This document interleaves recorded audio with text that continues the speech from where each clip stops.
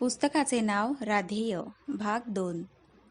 2 प्रहर टळत असता कृष्णाला जाग आली.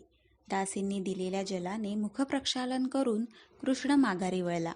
उद्यानाच्या बाजूने हसण्याचा आवाज कानावर आला. त्या आवाजाच्या रोखाने कृष्ण सज्जाकडे गेला. सज्जावर उभा राहून कृष्णाने पाहिले. प्रासादाच्या जवळच उद्यानामध्ये एका जागी त्याची दृष्टी स्थिरावली. उद्यानात एका मोकळ्या जागी एक वेताचा मोर उभा होता. त्याच्यापासून थोड्या अंतरावर वृषसेन आपले लहान धनुष्य घेऊन आकर्ण प्रत्यंचा खेचित होता. त्याच्या मागे महाबाहू कर्ण उभा होता. बाण सुटला आणि वेताच्या मोराच्या मानेतून आरपार गेला.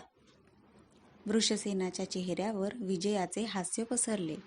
त्याने आनंदाने कर्णाकडे पाहिले. त्याच वेळी सज्जातून कृष्णाचा आनंदोद्गार उमटला. धन्य धन्य.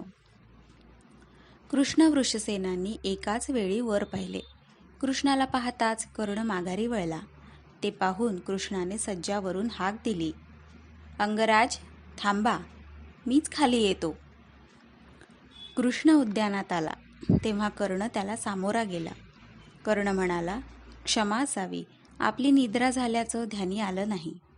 क्षमेची काहीच गरज नाही. उलट वृषसेनाला देत असलेलं शिक्षण पाहून कौतुक वाटलं. हा जरा मोठा झाला की आश्रमात जाऊ लागेल. तोवर शस्त्रविद्या काही शिकण्याजोगं राहणार नाही. वृषसेनाला त्याची विद्या त्यालाच मिळवावी लागेल. त्याला हवी ती विद्या कधीच शिकवली जाणार नाही. कर्ण तुटकपणे म्हणाला. का? द्रोणाचार्यांच्या हाती तुम्ही विद्या मिळवली, तशीच हा कुणीतरी श्रेष्ठ गुरुच्या हातून मिळवेल. ते मी अनुभवलंय. अधिरथ धृतराष्ट्र महाराजांचे स्नेही. त्यांच्या कृपेमुळं राजपुत्रांसह आश्रमात जाण्याचं भाग्य मला लाभलं. एकदा पोपटाचं लक्ष समोर ठेवलं होतं. गुरुदेवांनी डोळा टिपण्याची आज्ञा दिली. एका रेषेत उभ्या असलेल्या आम्हा मुलांवर गुरुदेवांची दृष्टी फिरली. मी माझं धनुष्य सरसावून उभा होतो. गुरुदेव मला मागे होण्याची आज्ञा करीत म्हणाले, राधेया मागं हो. सूतपुत्रांना एकाग्रता लाभत नाही. युवराजांचा लक्षभेद नीट बघ. त्यांचं अनुकरण कर. त्यातच कल्याण आहे. कर्णाच्या चेहऱ्यावर त्या आठवणीने संताप प्रगटला होता. त्याने आपले धनुष्य हाती घेतले. वेताच्या मोराकडे बोट दाखवीत कर्ण म्हणाला, तो डोळा पहा. कर्णाने आपले धनुष्य पेलले. बाण लावून प्रत्यंचा खेचली. कर्णाच्या दंडावरच्या रत्नजडित केयुरावर हेलावणारा मोत्यांचा गोफ स्थिर झाला. सप असा आवाज करीत बाण घोंघावला आणि मोराच्या डोळ्याचा छेद घेऊन आरपार गेला. कर्ण समाधानाने मोराकडे जात होता. कृष्णाचे कुतूहल जागृत झाले. दोघे मोराजवळ गेले. मोराच्या दोन्ही डोळ्यांचा बरोबर छेद बाणाने घेतला होता. त्या डोळ्यांकडे बोट दाखवीत कर्ण म्हणाला, या डोळ्यांनं खूप शिकवलं. या पृथ्वी तलावर ज्ञान फक्त तपश्चर्येच्याच द्वारा मिळतं. गुरुकृपा आम्हाला अवगत नाही. सूतपुत्रांना गुरुकृपा कधी लाभत नाही. गुरुजनांची विद्या फक्त राजपुत्रांनाच दिली जाते. रावण कथा सांगितलीत ना, तीच खरी. सूतपुत्रांना तपश्चर्येच्या द्वारा ज्ञानाची कवाडं उघडली जातात. द्रोणाचार्यांनी ब्रह्मास्त्र शिकविण्याचं नाकारलं, म्हणून मी गुरुदेव परशुरामांकडे गेलो. ज्ञानासाठी असत्याची कास धरली. भृगुकुलोत्पन्न ब्राह्मणपुत्र म्हणून त्यांनी माझा स्वीकार केला. ब्रह्मास्त्र मिळालं, पण त्याचबरोबर गुरुसेवेसाठी पाळलेल्या संयमातून 2 उग्र शाप नशिबी आले. एकलव्याला विद्या मिळालीच नाही, पण मानलेल्या गुरुभक्तीमुळं त्याला आपल्या अंगठ्याला मुकावं लागलं नाही. महाराज, या वृषसेनाला विद्या मिळवायची असेल तर स्वतःच्या बाहुबळावर ती प्राप्त करून घ्यावी लागेल.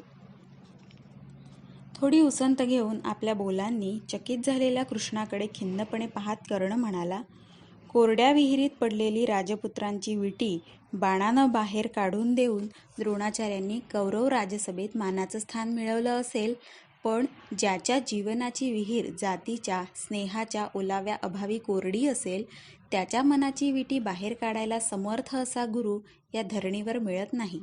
ते कष्ट त्यानंच घ्यायला हवेत. अंगराज, द्रोणाचार्यांनी शिकवलं नसेल, म्हणून तुझं ज्ञानार्जन थोडेच थांबलं.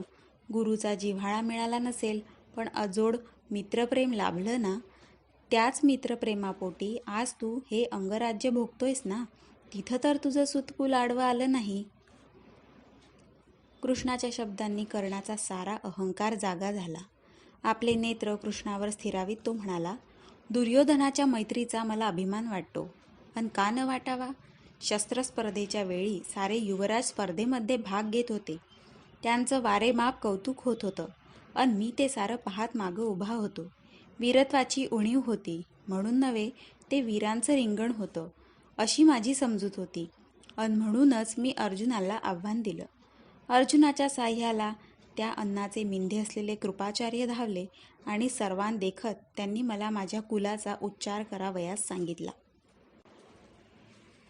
मला माझ्या कुलाची लाज वाटली नाही, पण कृपाचार्यांनी केलेल्या वर्तनाचा मला संताप आला होता. ज्या अधिरथांच्या कुलात मी वाढत होतो, ते कुल साऱ्या हस्तिनापुराला माहीत होतं. आश्रमात प्रवेश करतानाच युवराजांनाच नव्हे, तर आश्रितांनाही कुलोच्चार करावा लागतो. एका युवराजाच्या प्रतिष्ठेसाठी शिष्याची अप्रतिष्ठा करू पाहणारे गुरु कसले? ज्यावेळी सारे माझा तेजोभंग आनंदानं पाहत होते, तेव्हा दुर्योधन धावला अन त्या क्षणी त्यानं अंगदेशाचा अभिषेक करून मला राज्य दिलं. ते मित्रप्रेम मीही जाणतो. कुणीही तृप्त व्हावं असंच हे प्रेम आहे. नाही, या कर्णानं आजवर कुणाचंच दान घेतलं नाही. अंगराज्य प्राप्त होऊनही मी ते पद कधी स्वीकारलं नाही. दुर्योधनासह मी चित्रांगदेच्या स्वयंवरात गेलो असता माझ्या संकेतानं दुर्योधनानं राजकन्येचं हरण केलं. तेव्हा तिथं जमलेल्या नरशार्दूलांच्या विरोधाला मी एकटा सामोरा गेलो. जरासंधाचं मल्लद्वंद्वाचं आव्हानही मी स्वीकारलं. मी विजयी झालो, तेव्हा जरासंधानं आपली मालिनी नगरी मला अर्पण केली. तीच ही चंपानगरी. स्वपराक्रमानं जेव्हा मिळवलं, तेव्हाच मी अंगदेशाचं अधिपत्य स्वीकारलं. तोही पराक्रम मी ऐकलाय, कृष्ण म्हणाला. ज्या जरासंधाच्या आक्रमणाच्या भीतीनं मी यादवांसह मथुरा सोडली आणि द्वारका वसवली, त्याच जरासंधाशी द्वंद्वातून सख्य मिळवणं हा सामान्य पराक्रम नव्हे. कृष्णस्तुतीने कर्णाचे उद्विग्न मन थोडे शांत झाले. त्याचे मन संकोचले. गडबडीनं विषय बदलीत तो म्हणाला, एक विनंती आहे, बोला. आपल्या मनात माझ्याबद्दल स्नेहभाव असेल तर कृपा करून मला बहुमानार्थी संबोधू नये. ठीक आहे. अन माझ्याबरोबर चंपानगरीच्या फेरीला आपण यावं. फेरी? हो. आपण नगरीत आल्याचं साऱ्यांना कळलंय. नगरवासी आपल्या दर्शनाला उत्सुक आहेत. त्याचबरोबर रथशाला, गोधनही आपल्याला पाहता येईल. आनंदानं येईल. राजासह प्रजा पाहण्याचा आनंद कोण सोडील? कर्णरथ सज्ज झाला होता. मागे पुढे रक्षक अश्वदल दौडत होते. कर्णरथाचे सारथ्य करीत होता. कृष्णदर्शनासाठी राजरस्ते माणसांनी फुलून गेले होते. कृष्णाने कर्णासह चंपानगरीचे दर्शन घेतले. रथशाला, गोधन पाहिले. माघारी येत असता कर्णाचा रथ एका जुन्या वास्तूसमोर थांबला. त्या वास्तूच्या दाराशी रक्षक उभे होते. कर्णापाठोपाठ कृष्ण उतरला. रक्षकांनी तत्परतेने द्वार उघडले. आत जाताच भव्य चौक दृष्टीस पडला. त्या चौकात मध्यभागी पारिजात फुलला होता. वृक्ष जुनाट वाटत होता. चौकाच्या समोर घोटीव खांबांनी साकारलेला प्रशस्त सोपा होता. कर्ण पायऱ्या चढून सोप्यावर गेला. सायंकाळच्या वातावरणात सारा परिसर गूढ वाटत होता. कृष्णाचे लक्ष त्या सोप्यावर ठेवलेल्या सुबक पण आकाराने लहान अशा रथावर खिळले होते. त्या रथाच्या आरीपासून मेघडंबरीपर्यंत प्रत्येक भाग नक्षीने कोरला होता. कृष्णाला राहावले नाही. त्याने विचारले, कर्णा, ही वास्तू कुणाची? आपल्या स्तंद्रीत गुंग असलेला आणि कृष्णाचे अस्तित्वही विसरलेला कर्ण त्या प्रश्नाने भानावर आला. मागे वळून तो उद्गारला, ही वस्तू कुणाची? आमची. कृष्णा, याच जागेत माझं बालपण गेलं. सुतांची नगरी म्हणून या चंपानगरीचा लौकिक.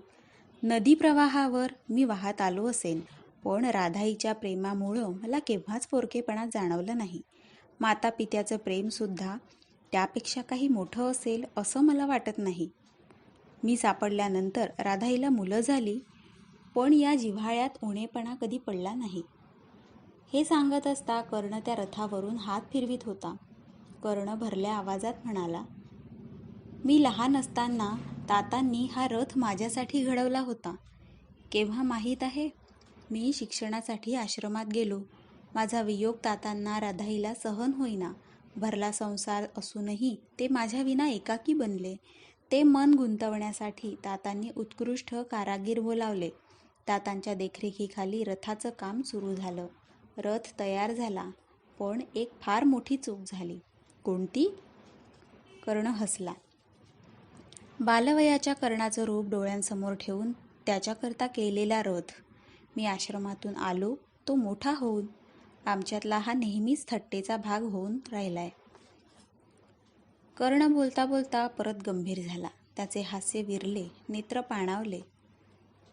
पण हा रथ इथंच असाच राहिला. तातांनी स्वतःच्या मुलांनाही तो वापरू दिला नाही. तातांची राधाईची आठवण झाली की मी इथं येतो. ही वास्तू होती, तशीच जतन करण्यासाठी मी जपतो. ती रथाची कथा ऐकून कृष्णही अस्वस्थ झाला.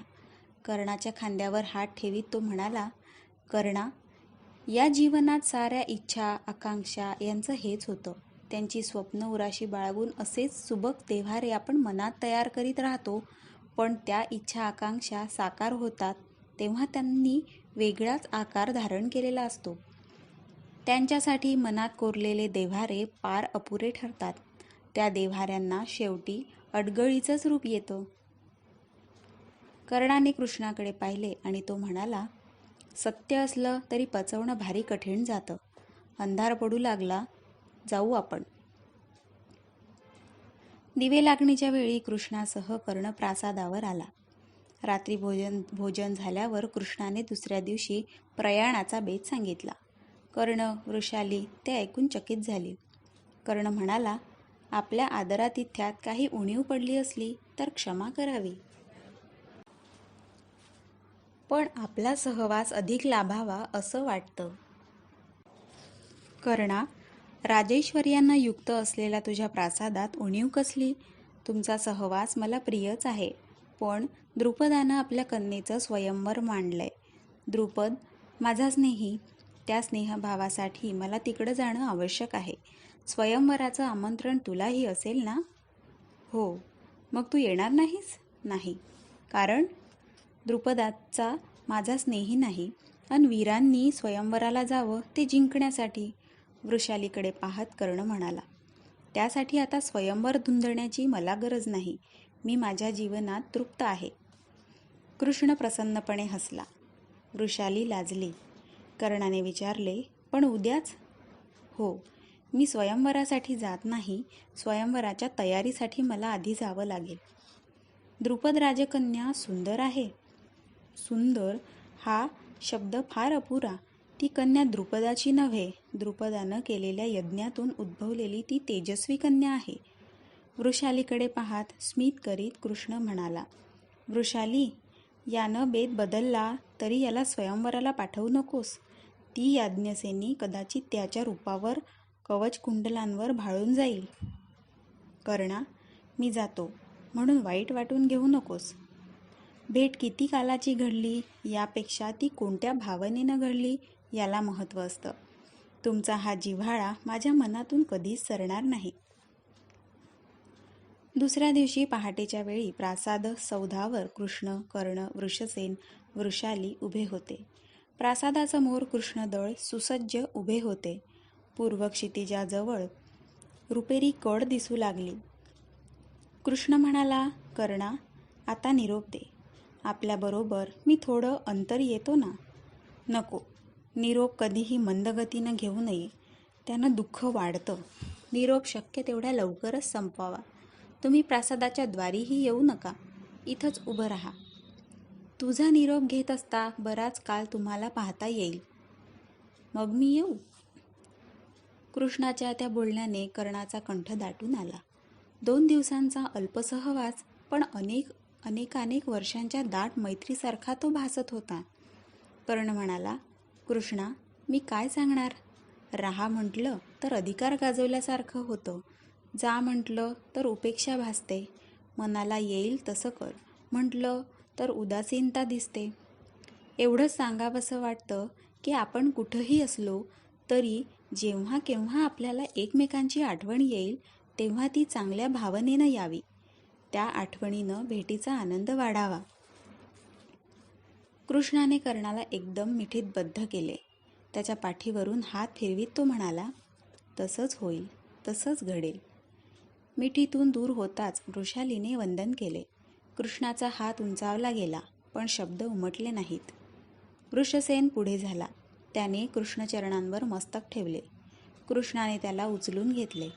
त्याला आपल्या छातीशी लपेटत तो म्हणाला, मित्रा, याला जप. वृषसेनाला खाली ठेवून कृष्णाने हातावरचा शेला सावरला. सुवर्ण धाग्यांनी चित्रांकित झालेला निळा रेशमी शेला कृष्णाने हाती घेतला. तो कर्णाच्या हाती देत कृष्ण म्हणाला, हा शेला एका श्रेष्ठ कलाकारानं विणला आहे. माझी आठवण म्हणून हा राहू दे, मी येतो. कृष्ण वळला आणि चालू लागला. त्याच्या पाठमोऱ्या रूपाकडं कर्ण वृषाली पाहत होते. काही बोलण्याचे भान कर्णाला नव्हते. थोड्या वेळाने गंभीर शंखनाद त्या परिसरात उठला.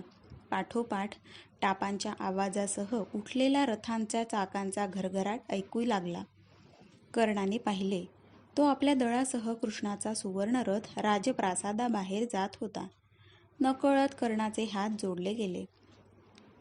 उगवत्या सूर्याच्या किरणात कृष्णाचा रथ दिसेनासा झाला.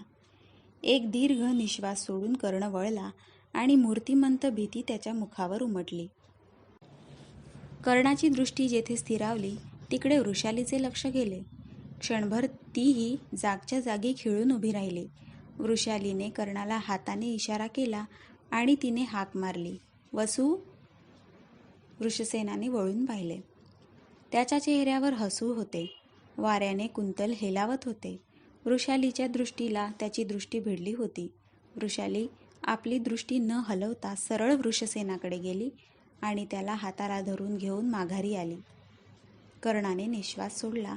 त्याने विचारले, भीती नाही वाटली? कसली? तो माझ्याकडं पाहीपर्यंत भीती होती, नंतर वाटली नाही. तो हलणार नाही याची खात्री होती. या डोळ्यांची एवढी ग्वाही? तो धाक डोळ्यात नसेल तर आई होता येत नाही, वृषाली म्हणाली. कर्ण मिस्किलपणे हसून म्हणाला, नाही, तसा तो धाक आम्हालाही परिचयाचा आहे. त्याला तर आम्ही नेहमी भितो.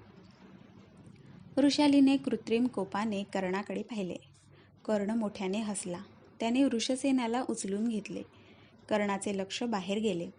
दूरवर धुळीचे लोट उठताना दिसत होते. कृष्णाच्या आठवणीने परत तो गंभीर बनला. वृषाली कृष्णभेटीचा आनंद एवढा असेल हे मला स्वप्नातही जाणवलं नव्हतं.